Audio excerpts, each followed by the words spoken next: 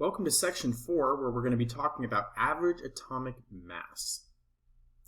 So recall from earlier in this topic where we talked about protons and neutrons, and specifically how we talked about they are the two subatomic particles that provide really the mass of every single atom.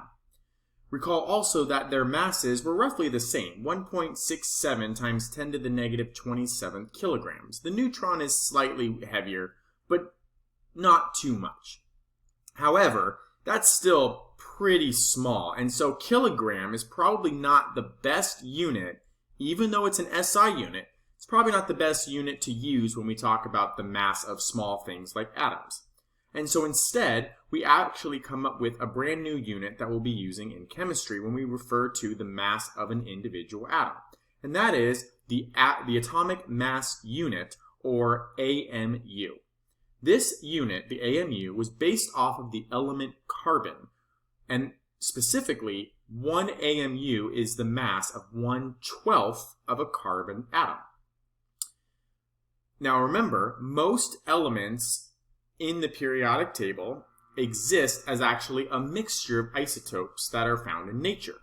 And so what the periodic table reports is the average atomic mass that's represented as a decimal number, which essentially, like I said, reports out the average mass of all atoms of a particular element.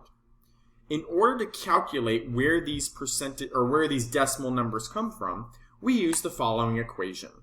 When you are asked to calculate the average atomic mass for a particular substance, you will take the isotope mass, the first isotope mass, times its abundance, plus the second isotope mass times its abundance, and so on and so forth for all of the isotopes. Whether you have 3, 2, 5, you just do it as many times, and that will equate what the average atomic mass for that element is. Real quickly, what do I mean by abundance? When we report out how much of a particular isotope exists in nature, it's often reported as a percentage, such as 76.29% of this isotope exists. Well, percentages don't do us really any good when we're doing some calculations, so we have to convert the abundance into a decimal form. We do that by dividing the percentage by 100, or simply just move the decimal 2 places to the left. So keep that in mind as we do some example problems. Let's take a look at example 5 so we can understand what that equation means. The atomic masses of 2 stable isotopes of copper, copper-63 and copper-65, are given. So notice copper-63 is the name of the isotope, but in all honesty, the mass isn't exactly 63. Notice it's giving a more specific one. So it's saying this isotope here has a mass of 62.94 AMU, atomic mass units. And the second isotope, copper-65, really actually is 64.93 AMU. So this technically is the mass number, but our measurements are a little bit more accurate. And so we'll use these masses instead of 63 and 65 when we do our calculation. Nevertheless, it tells us if copper-63 has an abundance of 69.17% and copper-65 has an abundance of 30.83%, what would be the average atomic mass for copper? Now, before we do the math, let's make sure we understand some conceptual things. First of all, if both of these abundances were 50%, if this one was 50% and this one was 50%, basically equal amounts of both isotopes exist in nature, what do you think the average would be of copper-63 and copper-65? Well, if you said copper-64, you'd be correct, because that's exactly in the middle. But we can obviously see that that's not the case, right? Instead, we have these percentages. It looks like a higher percentage of copper atoms end up being copper-63. So when we think about what is going to be our average, do you think our average is going to be closer to the mass of 63 or the mass of 65? It's going to be closer to 63 because 63 has the higher percentage. It has the higher abundance. So just keep that in mind as we do the problem. Nevertheless, let's set it up. What we want to do is let's take the mass of the first isotope, so 62.94 AMU. Next, let's multiply it by its abundance. What's the abundance of that isotope? It's 69.17%, which is the same thing as 0.6917. Then I'm going to add, here's the second isotope mass, 64.93 AMU times its abundance, which is 30.83 or 0.3083. And then that's it. We only have 2 isotopes. We would keep doing that for however many isotopes we have. So this is going to be our answer. So let's go ahead and solve. And I'm going to choose a different color here. Now notice in this problem, we actually have 2 math operations. First, we need to multiply. And then when we get answers there, we add them together. So let's keep track of our sig figs. So first thing I'm going to do the multiplication. So 62.94 times 0.6917. Now that value is 43.535598, and so on and so forth. If I were to multiply the second part, 64.93 times 0.3083 equals, the answer I get here, 20.017919. That would be the answer I get there. Now, I'm writing all of it out just so you can see calculator-wise, that's what it gives me. But once I do these 2 sets of multiplying, what's the next thing I'm going to do? Add.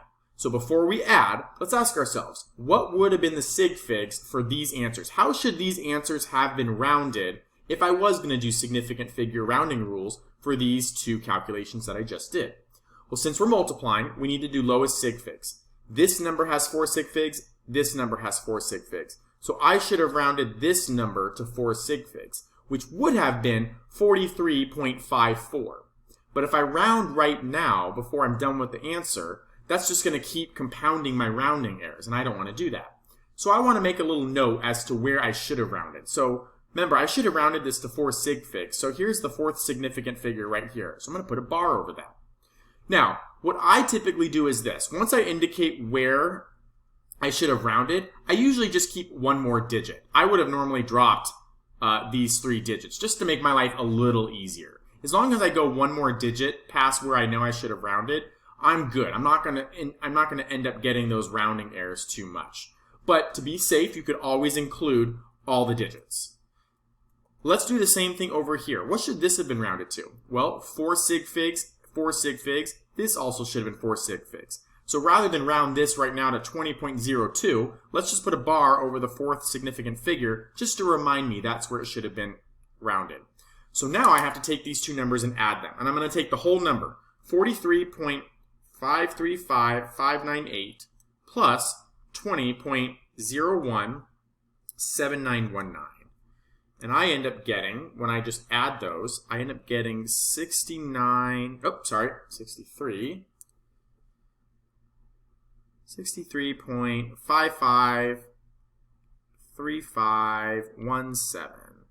Okay? But remember, now we're adding. And what's the rules for adding? It's lowest decimal places. So I have to ask myself, what was the number of decimal places in this answer? Well, be careful. Really, it should have been 2 decimal places because it should have been rounded to that spot where the 3 is. And same thing here. This has 2 decimal places because it should have been rounded there. So that means my answer should have 2 decimal places. So if I take a look at my 2 decimal places, 0.55, the next number is a 3, which would not round it up. So we're just going to drop all those digits. My answer would be 63.55, and then don't forget the units, AMU.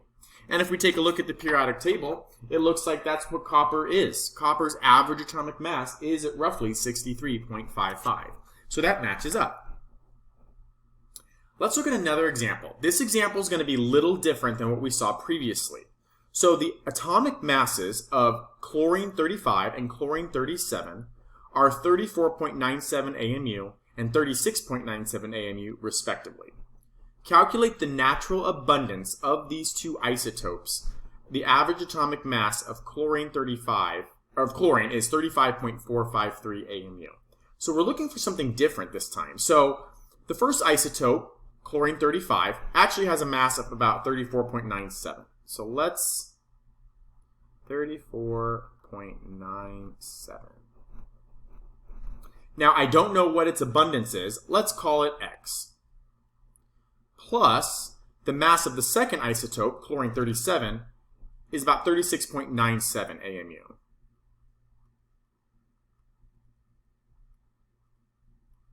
Now, I don't know the abundance of this isotope either. I'm supposed to find it out. But I can't put X, because that would assume then that they have the same abundances, 50%. But I can't put Y, because if I put Y, I don't have another equation to solve for Y. I can't use system of equations. So how am I going to solve this? Well, think about it. We're trying to solve for an abundance, right? Specifically the decimal version of the abundance. Let's imagine something for a second. If this first isotope was 30%, what would be the abundance for the second isotope? It would be 70%, right? That makes sense. Well, remember, the abundance is not going to be in percentage, it's going to be in decimal form. So what's the decimal form of 30%? 0.3. So if the abundance for the first isotope is 0.3, we could say the abundance is 1 minus 0.3, which is 0.7, right? So if I do this, 1 minus x, right? Because if I know what x is, then 1 minus x would tell me what the abundance is here. So this one was took a little outside of the box thinking. And there's no way, by the way, I could have solved this problem if I had more than 2 isotopes. So I purposely picked one. It has to have 2 isotopes. Otherwise, it would be unsolvable. All of this has to equal the average atomic mass. And it tells me what it is. It's 35.453. 35.453. All right. So now all that's left is we just have to do a little bit of cleaning up. So I have 34, and to make things a little easier, I'm going to remove the AMU. 34.97x plus, this is going to get factored in. So 36.97 times 1 is 36.97.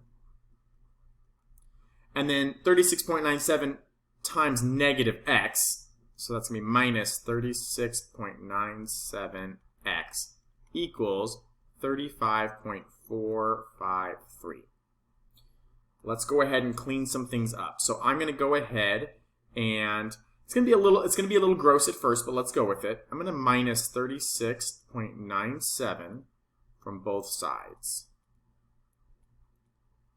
All right, so that'll get rid of there. And then my 2x values here, 34.97x minus 36.97x, I'm going to combine. So what does that all look like? Well, when I combine 34.97x minus 36.97x, I end up getting negative 2.00x. Notice how I kept those 2 decimal places because I'm subtracting, right? So even though it's exactly negative 2, I want to have 2 decimal places. On this side, if I take 35.453 and I subtract 36.97, I end up getting negative 1.517. Now I'm subtracting, so it's lowest decimal places, so it should be 2, but I'm not at my final answer yet. So what I do, when I'm not at my final answer, I just put a little bar, just to remind me where it should have been rounded. If I divide both sides, let me choose a different color so you can see. If I divide both sides by negative 2.00, that was not much better. Let me see if black shows up a little better. Yeah, it's a little better. So if I divide both sides by negative 2.00, I end up getting x equals and this is where I get my final answer. So division, I'm doing lowest sig figs. Both these numbers on top and bottom have 3 sig figs. So 0.759, which is the same thing as 75.9%. Which isotope had that abundance? Since we set x to correspond to the first isotope, and we solved for x, 75.9% is the abundance of the first isotope, chlorine-35. And then to figure out what the abundance is for the second isotope, all I have to do is take 100% minus 75.9, and I end up getting 24.1. All right, That wraps up section 4. We'll see you in the next video.